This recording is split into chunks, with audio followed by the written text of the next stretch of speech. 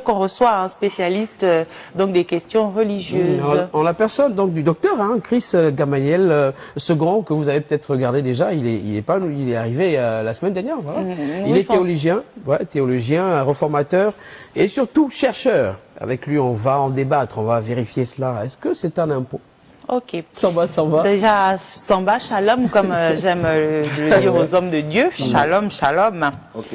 Et donc, aujourd'hui, on parle de la dîme. Il faut dire que cette notion biblique est généralement au centre de plusieurs échanges où les opinions sont souvent très tranchées, selon les doctrines. Et aujourd'hui, on voit un peu avec vous ce qu'est la dîme déjà, et puis dans quelle mesure elle pourrait finir aussi. Elle est un impôt. Donc, vous, selon que vous l'enseignez à ceux qui sont dans votre environnement immédiat, qu'est-ce que la dîme? Ok, merci. Merci d'abord pour l'invitation. Aussi, merci de nous donner le témoin verbal. Et j'ai envie de dire justement dans mes prolégomènes que la discussion ou la réflexion portant sur la notion de la dîme ne saurait s'aborder sans faire coup de férir. Non pas qu'il manque suffisamment d'éléments argumentatifs pour soutenir mes allégations, mais surtout parce que parler de la dîme aujourd'hui, c'est toucher le cœur, donc l'âme des églises. Pourquoi? Parce que plutôt que de bâtir l'être selon les enseignements laissés par le grand maître, justement, le modèle parfait des chrétiens, Yeshua, les chefs d'église ou les responsables d'église se sont érigés justement en chefs d'entreprise et ils ont introduit subtilement dans l'église des doctrines erronées, démoniaques, et parfois même déjà ils introduisent là des enseignements très passés. Alors au sujet de la dîme, non madame, je ne prêche pas la dîme dans mon assemblée. Okay. Pourquoi? Parce que la dîme, si on doit faire un tableau portant sur l'historicité, la dîme fait partie des 613 ordonnances que Dieu, le Dieu d'Israël, a dû donner à Moïse dans justement Exode chapitre 32. Et si ces 613 ordonnances, quand vous lisez Hébreux chapitre 10, le verset 1er, la Bible nous fait comprendre que la loi était l'ombre des choses à venir et non l'exacte vérité. Et ça, c'est aussi coplanaire avec Colossiens chapitre 2 à partir du verset 7, où la Bible nous dit clairement que la loi était l'ombre et l'accomplissement où le corps était en Christ.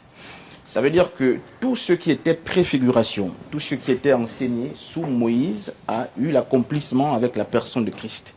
Alors, au sujet de la dîme, il y a beaucoup de questions qu'il faut qu'on se pose. D'abord, c'est de savoir pourquoi est-ce que la dîme a été instituée. Est-ce qu'il faut qu'on continue de la payer aujourd'hui? Ça, c'est la deuxième question. Qui doit prendre la dîme? Qui doit payer la dîme? Autant de questions, d'ailleurs, qui vont scander justement ma critique. Et donc, on va évoluer au fur et à mesure pour vous permettre de répondre à ces questions. Permettez-moi. Vous disiez que Moïse était celui-là qui avait reçu donc des lois qui préfiguraient la venue de Christ.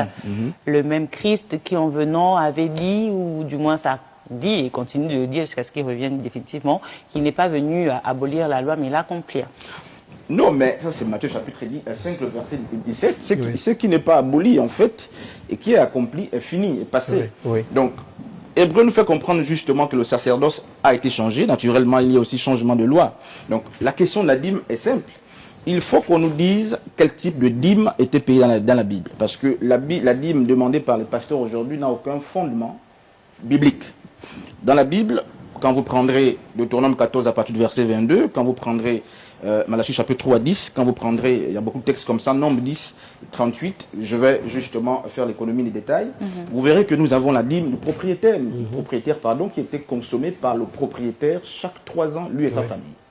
Alors que lorsqu'on repart dans Lévitique chapitre 27 à partir du verset 2, vous verrez que tous les corps de métier ne payaient pas la dîme. La dîme était exclusivement réservée aux personnes qui faisaient les activités agro-pastorales. Donc, vous avez la dîme du propriétaire, que les pasteurs ne prêchent pas. Vous avez la dîme qui allait chez l'orphelin, parce que c'était des gens, justement, ce sont des gens très fragiles. Les choses que beaucoup ne font pas aujourd'hui. Il ne peut pas le faire. Il ne peut pas le faire parce que la dîme de l'Église, aujourd'hui, c'est la dîme, c'est un impôt pastoral. C'est la dîme, c'est-à-dire, c'est une charge qui est donnée pour nourrir le pasteur, lui, sa famille, ses enfants. C'est avec cette dîme qu'on scolarise. Les pasteurs scolarisent leurs enfants. Donc, il y a la dîme justement de la veuve et de l'étranger.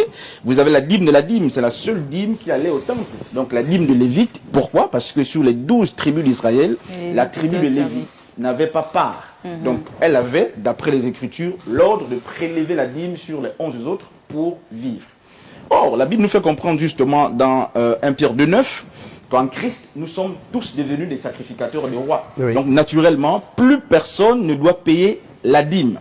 Et donc, la question de fond qu'il nous faut nous poser, de savoir sur quelle base est-ce que les pasteurs aujourd'hui demandent la dîme et quelle est l'écriture qui sous-tend naturellement la préoccupation ou la demande de la dîme qu'on donne à l'Église. Actuelle qu'on voit aujourd'hui. Pour évoluer, et Rawlings, après je te donnerai la parole, pour évoluer dans des assemblées ou pour du moins savoir visiter des assemblées qui prélèvent la dîme, il se base effectivement sur les textes de dîme dont vous parliez, en recalquant le modèle actuel, donc le système économique actuel qui est basé sur l'argent en espèces, pour reproduire les différentes dîmes dont vous parliez. A contrario, ceux-là qui optent pour ne pas payer la dîme vont se baser, vous me direz si je me trompe, comme vous, sur le fait que la dîme appartenait aux prescriptions de l'ancienne alliance. C'est ce que vous dites. Oui, c'est ce que je suis en train de dire. D'accord. Maintenant, pourquoi j'ai l'impression que dans ce qui concerne l'ancienne alliance, vous avez tendance à garder ce qui vous arrange et à retrancher ce qui vous dérange. Parce que si au final, il faut enlever la dîme, peut-être qu'il faudrait aussi enlever les 10 commandements qui avaient été prescrits lors de l'ancienne alliance. Vous posez une question très épineuse, mais en fait, c'est qu'il faut rappeler que dans les lois qui ont été données justement au peuple d'Israël, on parle du Tanakh, donc vous avez la Torah, donc la loi exclusivement, vous avez les Nivim et les Ketuvim. Donc quand on parle de l'ancienne alliance, il y a la compilation ou le cumul de ces 3 pans.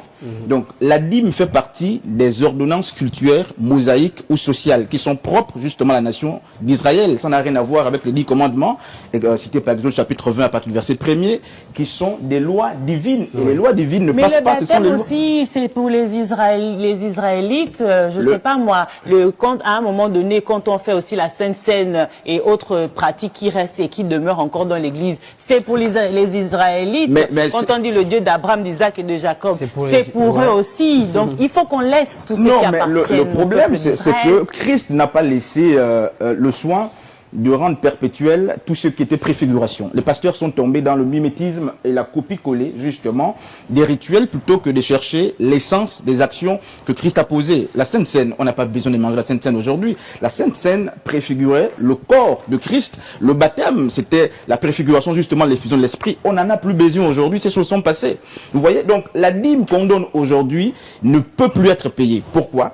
Parce que, demandez-vous, quelle est la véritable orientation des dîmes qui sont données aujourd'hui? Où est-ce que ces dîmes vont? Parce que dans la configuration biblique, même s'il fallait ressusciter la dîme, dans la configuration de la Bible, la dîme n'était pas la nourriture ou le bien privé du pasteur ou d'un souverain sacrificateur. La dîme des Lévites, ou la dîme qui allait, la seule dîme qui allait au temple, mais était la dîme ou le revenu de tous ceux qui exerçaient au temple. Donc si les pasteurs veulent aujourd'hui ressusciter la fameuse dîme, donc Madame la dîme, mais qu'ils prennent naturellement le soin de partager la dîme avec tous ceux qui travaillent à l'église. Donc les chantres, les musiciens, les portiers, les diacres, les anciens. Donc si cela n'est pas fait, en réalité il s'agit d'un impôt pastoral qui est imposé aux gens aujourd'hui. Et c'est pourquoi... Et qui est détourné.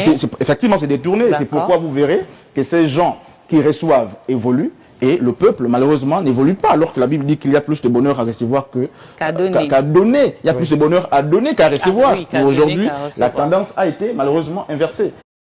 Donc, la dîme ne peut pas être enseignée aujourd'hui, et tout milieu qui prêche la dîme aujourd'hui, ces pasteurs qui prêchent la dîme, ces prêtres ou ces hommes de Dieu qui prêchent la dîme, c'est soit des ignorants, soit mais simplement des voleurs. Et c'est ce qui crée justement un sentiment de disparité, sinon de confusion dans la plupart de nos têtes, et notamment pour ceux qui peut-être nous regardent.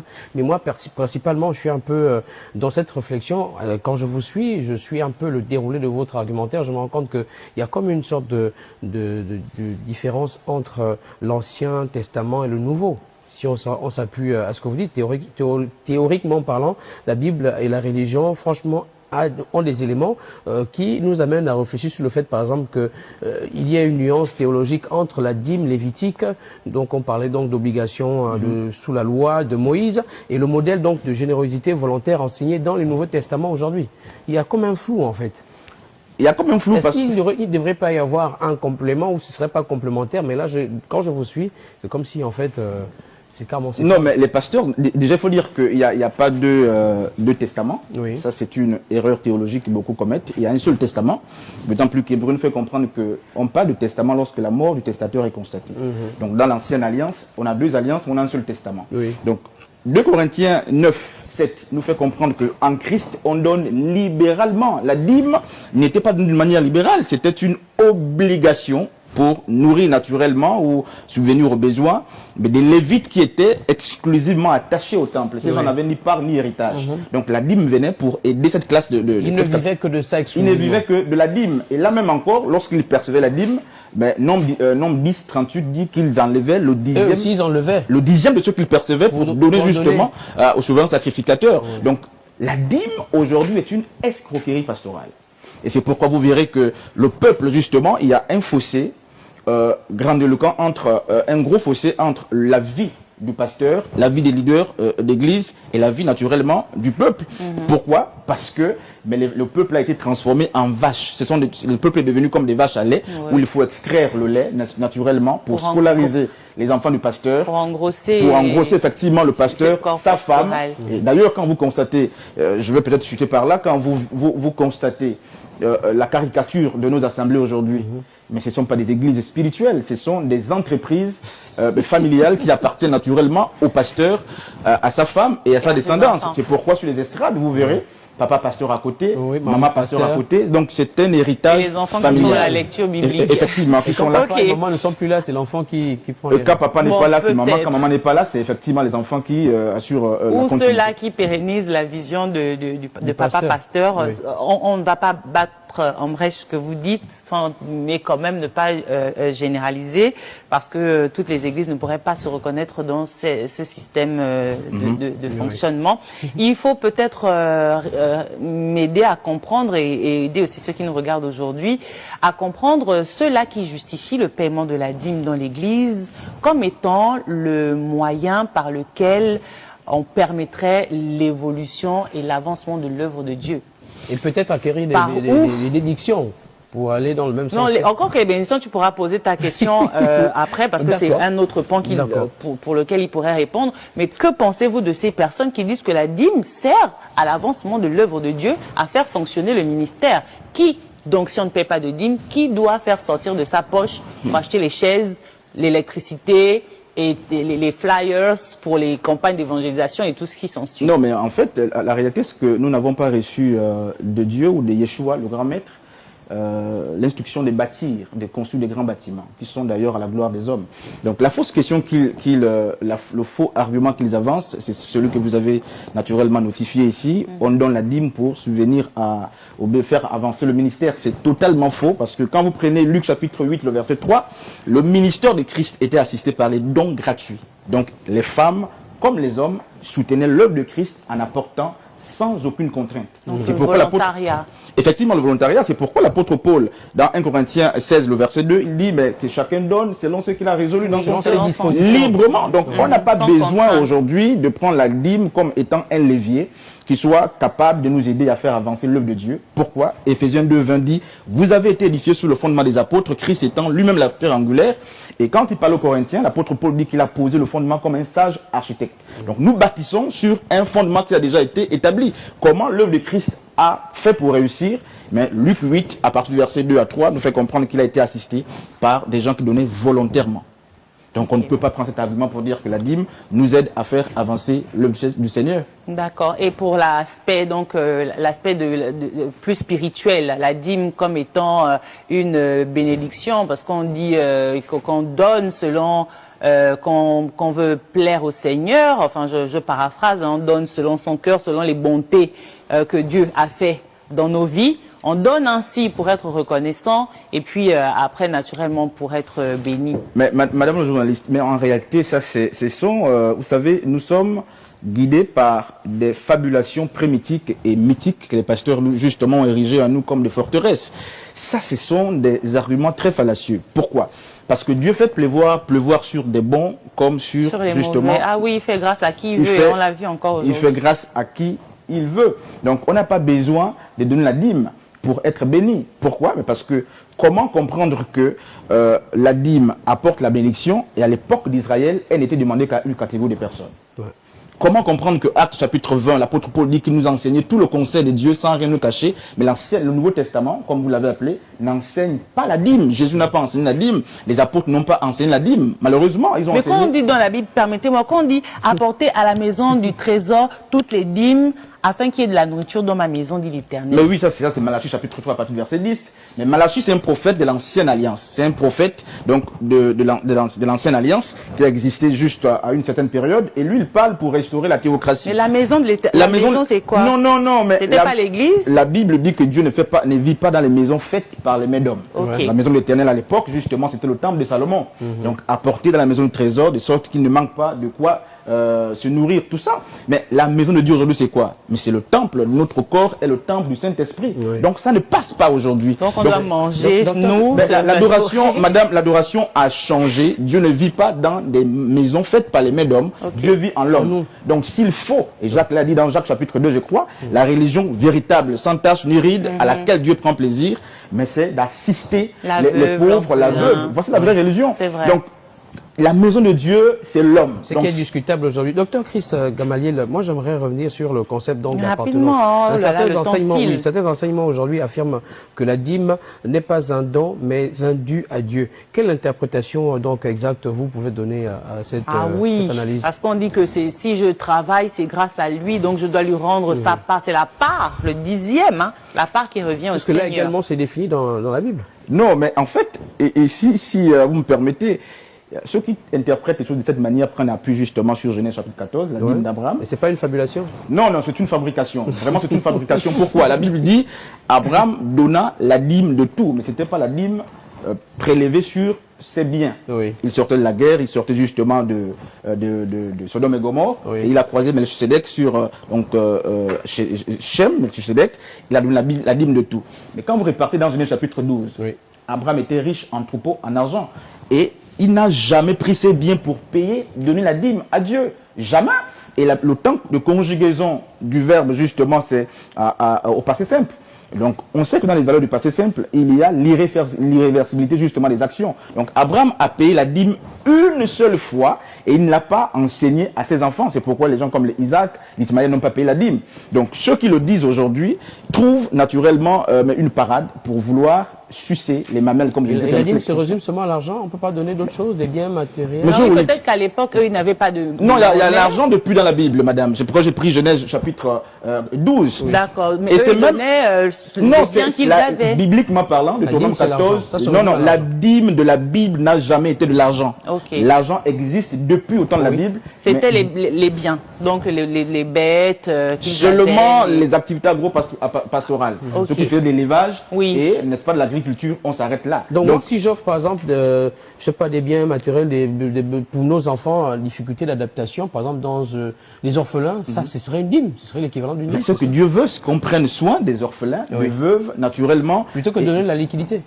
Non, mais la dîme biblique, il faut qu'on contextualise les choses. La dîme biblique n'a jamais été donnée en argent. Dieu n'a jamais pris la dîme en argent. Donc la dîme de la Bible était justement le bétail et le blé. Donc la configuration d'aujourd'hui est telle que la dîme qui est donnée n'a pas de soubassement biblique. Ça n'existe pas. Donc si par exemple on a de l'argent, on peut aller acheter des choses pour donner aux orphelins, aux veuves, c'est ce qui est mieux. Pourquoi voulez-vous à tout prix qu'on soit en train de parler naturellement de la dîme?